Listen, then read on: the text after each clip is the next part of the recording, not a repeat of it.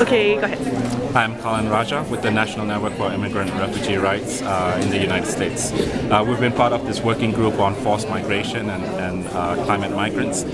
It's been a challenging working group to try to understand what are the different forces that kind of challenge migrants. And we also want to raise the issue, it's not just the forces that push migrants in terms of climate, but who are the perpetrators behind that, the governments, the corporations, and what kind of global economic system that creates this, that people are both economic and climate migrants.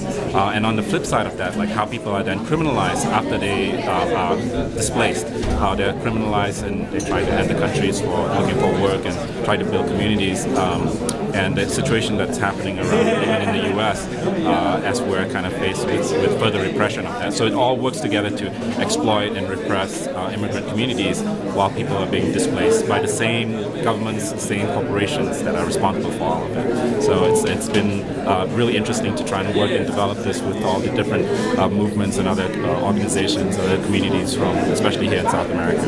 Okay. So what, in terms of the national network, what were your hopes coming into this space?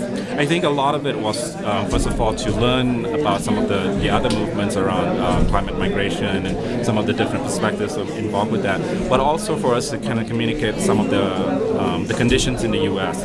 So talking again about the criminalization, and that is part of the whole process of climate migration, how people are then criminalized and exploited in the whole process.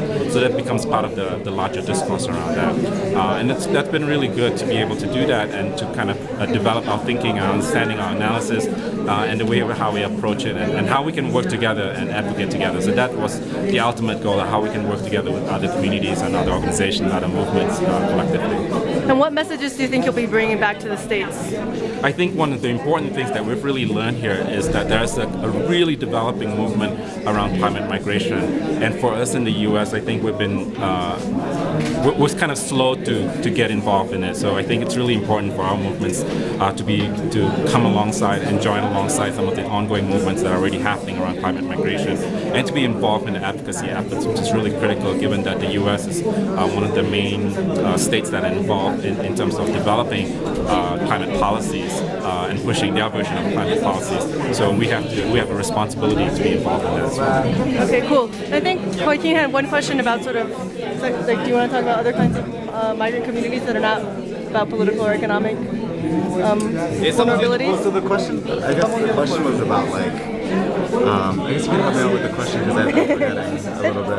It was about vulnerable communities.